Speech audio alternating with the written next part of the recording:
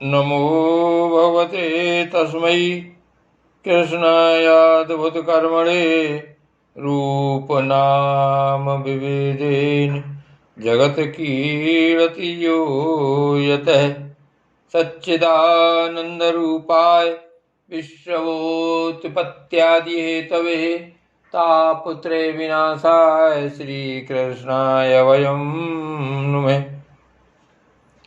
श्रीमद्भागवत महापुराण दसम स्कंद पूर्वार्ध 35वां अध्याय युगल गीत। श्री सुखदेव जी कहते हैं, परीक्षित, भगवान श्री कृष्ण के गौओं को चराने के लिए प्रतिदिन वन में चले जाने पर उनके साथ गोपियों का चित्त भी चला जाता था। उनका मन श्री कृष्ण का चिंतन करता रहता और वे वाणी से उनकी लीलाओं का गान करती रहती। इस प्रकार वे बड़ी कठिनाई से अपना दिन बिताती। गोपियाँ आपस में कहती, अरे सखी, अपने प्रेमी जनों को प्रेम वितरण करने वाले और द्वेष करने वालों तक को मोक्ष दे देने वाले श्याम सुंदर नटनागर जब अपने बाएं कपोल की बाईं बाह की ओर लटका देते हैं और अपनी भौहें नचाते हुए बांसुरी को अधरों से लगाते हैं तथा अपनी सुकुमार अंगुलियों को उसके छेदों पर फिराते हुए मधुर तान छेड़ते हैं, उस समय सिद्ध पत्नियां आकाश में अपने पति सिद्ध गणों के साथ विमानों पर चढ़कर आ जाती हैं और उस तान को सुनकर अत्यंत ही चकित तथा विस्मित हो जाती हैं। पहले तो उन्हें अपने पतियों के साथ रहने पर भी चित्त की यह दशा देखकर लज्जा मालूम होती है, परंतु क्षण भर में ही उनका चित्त काम बाण से बिंध जाता है। वे विवश और अचेत हो जाती हैं। उन्हें इस बात की भी सुध नहीं रहती कि उनकी नीवी खुल गई है और उनके वस्त्र खिसक गए हैं। अरे गोपियों, तुम यह आश्चर्य की बात सुनो। ये नंद नंदन कितने सुंदर हैं। जब वे हंसते हैं तब हास्य रेखाएं हार का रूप धारण कर लेती हैं, शुभ्र मोती सी चमकने लगती हैं। अरे वीर, उनके वक्ष स्थल पर लहराते हुए हार में हास्य की किरणें चमकने लगती हैं। उनके वक्ष स्थल पर जो श्रीवत्स की सुनहली रेखा है वह तो ऐसी जान पड़ती है मानो श्याम मेघ पर बिजली ही स्थिर रूप से बैठ गई है। वे जब दुखी जनों को सुख देने के लिए विरहियों के मृतक शरीर में प्राणों का संचार करने के लिए बांसुरी बजाते हैं, तब ब्रज के झुंड बैल, गौएं और हरिण उनके पास ही दौड़ आते हैं। केवल आते ही नहीं सखी, दांतों से चबाया हुआ घास का ग्रास उनके मुंह में ज्यों का त्यों पड़ा रह जाता है। वे उसे न निगल पाते और न तो उगल ही पाते हैं। दोनों कान खड़े करके इस प्रकार स्थिर भाव से खड़े हो जाते हैं मानो सो गए हैं या केवल भीत पर लिखे हुए चित्र हैं। उनकी ऐसी दशा होना स्वाभाविक ही है, क्योंकि यह बांसुरी की तान उनके चित्त को चुरा लेती है। हे सखी, जब वे नंद के लाडले लाल अपने सिर पर मोर पंख का मुकुट बांध लेते हैं, घुंघराली अलकों में फूल के गुच्छे घोंस लेते हैं, रंगीन धातुओं से अपना अंग अंग रंग लेते हैं और नए नए पल्लवों से ऐसा भेष सजा लेते हैं जैसे कोई बहुत बड़ा पहलवान हो, और फिर बलराम जी तथा ग्वाल वालों के साथ बांसुरी में गौओं का नाम ले लेकर उन्हें पुकारते हैं, उस समय प्यारी सखियों, नदियों की गति भी रुक जाती है। वे चाहती हैं कि वायु उड़ाकर हमारे प्रीतम के चरणों की धूल हमारे पास पहुंचा दे और उसे पाकर हम निहाल हो जाएं, परंतु सखियों, वे भी हमारे ही जैसी मंदभागिनी हैं। जैसे नंद नंदन श्री कृष्ण का आलिंगन करते समय हमारी भुजाएं कांप जाती हैं और जड़ता रूप संचारी भाव का उदय हो जाने से हम अपने हाथों को हिला भी नहीं सक पाती। वैसे ही वे भी प्रेम के कारण कांपने लगती हैं। 2-4 बार अपनी तरंग रूप भुजाओं को कांपते कांपते उठाती तो अवश्य हैं, परंतु फिर विवश होकर स्थिर हो जाती हैं, प्रेमावेश से स्तभित हो जाती हैं। अरिवीर जैसे देवता लोग अनंत और अचिंत्य ऐश्वर्यों के स्वामी भगवान नारायण की शक्तियों का गान करते हैं, वैसे ही ग्वालवाल अनंत सुंदर नटनागर श्री कृष्ण की लीलाओं का गान करते रहते हैं। वे अचिंत्य ऐश्वर्य संपन्न श्री कृष्ण जब वृंदावन में विहार करते रहते हैं और बांसुरी बजाकर गिरिराज गोवर्धन की तराई में चरती हुई गौओं को नाम ले लेकर पुकारते हैं, उस समय वन के वृक्ष और लताएं फूल और फलों से लद जाती हैं। उनके भार से डालियां झुककर धरती छूने लगती हैं, मानो प्रणाम कर रही हों। वे वृक्ष और लताएं अपने भीतर भगवान विष्णु की अभिव्यक्ति सूचित करती हुई सी प्रेम से फूल उठती हैं। उनका रोम रोम खिल जाता है और सबकी सब मधु धाराएं उड़ेलने लगती हैं। अरे सखी, जितनी भी वस्तुएं संसार में या उसके बाहर देखने योग्य हैं, उनमें सबसे सुंदर, सबसे मधुर, सबके शिरोमणि हैं ये हमारे मनमोहन। उनके सामने ललाट पर केसर की खोर कितनी फबती है, बस देखते ही जाओ। गले में घुटनों तक लटकती हुई बनमाला, उसमें पिरोई हुई तुलसी की दिव्य गंध और मधु से मतवाले होकर झुंड के झुंड भौरे बड़े मनोहर एवं उच्च स्वर से गुंजार करते रहते हैं। हमारे नटनागर श्याम सुंदर भौरों की उस गुनगुनाहट का आदर करते हैं और उन्हीं के स्वर में स्वर मिलाकर अपनी बांसुरी फूंकने लगते हैं। उस समय सखी उस मुनिजन मोहन संगीत को सुनकर सरोवर में रहने वाले सारस, हंस आदि पक्षियों का भी चित्त उनके हाथ से निकल जाता है, छिन्न जाता है। वे विवश होकर प्यारे श्याम सुंदर के पास आ बैठते हैं तथा आंखें मूंद चुपचाप चित्त एकाग्र करके उनकी आराधना करने लगते हैं, मानो कोई विहंगम वृत्ति के रसिक परमहंसी ही हों। भला कहो तो यह कितने आश्चर्य की बात है। अरे ब्रजदेवियों, हमारे श्याम सुंदर जब पुष्पों के कुंडल बनाकर अपने कानों में धारण कर लेते हैं और बलराम जी के साथ गिरिराज के शिखरों पर खड़े होकर सारे जगत को हर्षित करते हुए बांसुरी बजाने लगते हैं। बांसुरी क्या बजाते हैं, आनंद में भरकर उसकी ध्वनि के द्वारा सारे विश्व का आलिंगन करने लगते हैं। उस समय श्याम मेघ बांसुरी की तान के साथ मंद मंद गरजने लगता है।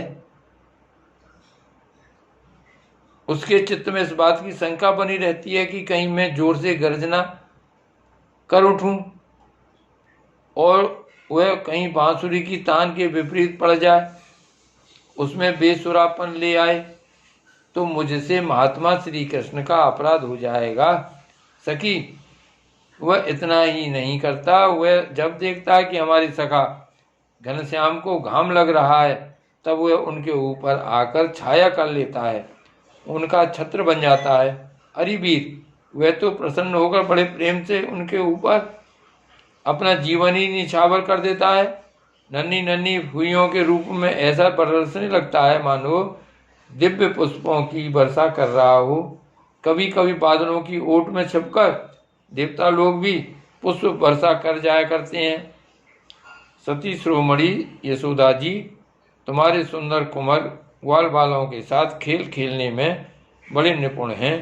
रानी जी, तुम्हारे लाडले लाल सबके प्यारे तो हैं ही, चतुर भी बहुत हैं। देखो, उन्होंने बांसुरी बजाना किसी से सीखा नहीं, अपने ही अनेकों प्रकार की राग रागनियाँ उन्होंने निकाल ली। जब वे अपने बिंबा फल सदृश लाल लाल अधरों पर बांसुरी रखकर ऋषभ, निषाद आदि सुरों की अनेक जातियां बजाने लगते हैं। उस समय बंसी की परम मोहिनी और नई तान सुनकर ब्रह्मा, शंकर और इंद्र आदि बड़े बड़े देवता भी जो सर्वज्ञ हैं उसे नहीं पहचान पाते। वे इतने मोहित हो जाते हैं कि उनका चित्त तो उनके रोकने पर भी उनके हाथ से निकल कर बंसी धुन में तल्लीन हो ही जाता है। फिर भी सिर भी झुक जाता है और वे अपनी सुध बुध खोकर उसी में तन्मय हो जाते हैं। अरे वीर, उनके चरण कमलों में ध्वजा, वज्र कमल, अंकुश आदि के विचित्र और सुंदर सुंदर चिन्ह हैं। जब ब्रजभूमि गौओं के खुर से खुद जाती है तब वे अपने सुकुमार चरणों से उसकी पीड़ा मिटाते हुए गजराज के समान मंद गति से आते हैं और बांसुरी भी बजाते रहते हैं। उनकी वह बंसी ध्वनि, उनकी वह चाल और उनकी वह विलास भरी चितवन हमारे हृदय में प्रेम का मिलन की आकांक्षा का आवेग बढ़ा देती है। हम उस समय इतनी मुग्ध, इतनी मोहित हो जाती हैं कि हिल डोल तक नहीं सकती, मानो हम जड़ वृक्ष हों। हमें तो इस बात का भी पता नहीं चलता कि हमारा जूड़ा खुल गया है या बंधा है, हमारे शरीर पर का वस्त्र उतर गया है या है। अरे वीर, उनके गले में मणियों की माला बहुत ही भली मालूम होती है। तुलसी की मधुर गंध उन्हें बहुत प्यारी है। इसी से तुलसी की माला को तो वे कभी छोड़ते ही नहीं, सदा धारण किए रहते हैं।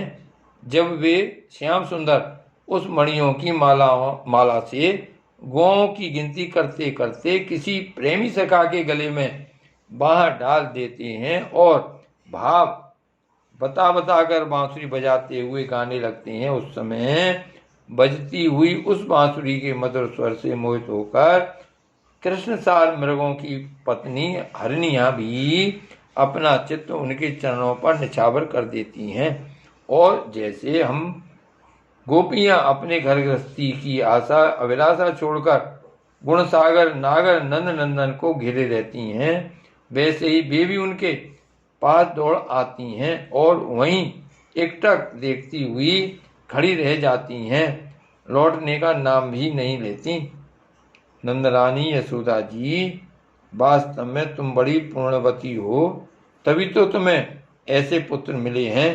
तुम्हारे वे लाडले लाल बड़े प्रेमी हैं, उनका चित्त बड़ा कोमल है। वे प्रेमी सखाओं को तरह तरह से हास प्रयास के द्वारा सुख पहुंचाते हैं। कुंदकली का हार पहनकर जब वे अपने को विचित्र वेश में सजा लेते हैं और ग्वालवाल तथा गौओं के साथ यमुना जी के तट पर खेलने लगते हैं, उस समय मलयज चंदन के समान शीतल और सुगंधित स्पर्श से मंद मंद अनुकूल बहकर वायु तुम्हारे लाल की सेवा करती है और गंधर्व आदि उपदेवता बंदीजनों के समान गा बजाकर उन्हें संतुष्ट करते हैं तथा अनेकों प्रकार की भेंटें देते हुए सब ओर से घेर कर उनकी सेवा करते हैं।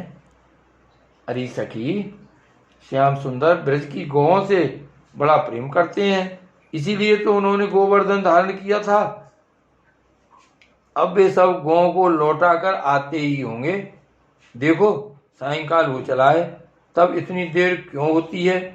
सखी, रास्ते में बड़े बड़े ब्रह्मा आदि वयोवृद्ध और शंकर आदि ज्ञान वृद्ध उनके चरणों की वंदना जो करने लगते हैं, अब गौओं के पीछे पीछे बांसुरी बजाते हुए वे आते ही होंगे। ग्वाल बाल उनकी कीर्ति का गान कर रहे होंगे। देखो ना, ये क्या आ रहे हैं। गौओं के खुरों से उड़ उड़कर बहुत सी धूल वनमाला पर पड़ गई है। वे दिन भर जंगलों में घूमते घूमते थक गए हैं, फिर भी अपनी इस शोभा से हमारी आंखों को कितना सुख, कितना आनंद दे रहे हैं। देखो, ये यशोदा की कोख से प्रकट हुए सबको आह्लादित करने वाले चंद्रमा हम प्रेमी जनों की भलाई के लिए, हमारी आशा अभिलाषाओं को पूर्ण करने के लिए ही हमारे पास चले आ रहे हैं। सखी देखो कैसा सौंदर्य है। मद भरी आंखें कुछ चढ़ी हुई हैं, कुछ कुछ ललाई लिए हुए कैसी भली जान पड़ती हैं।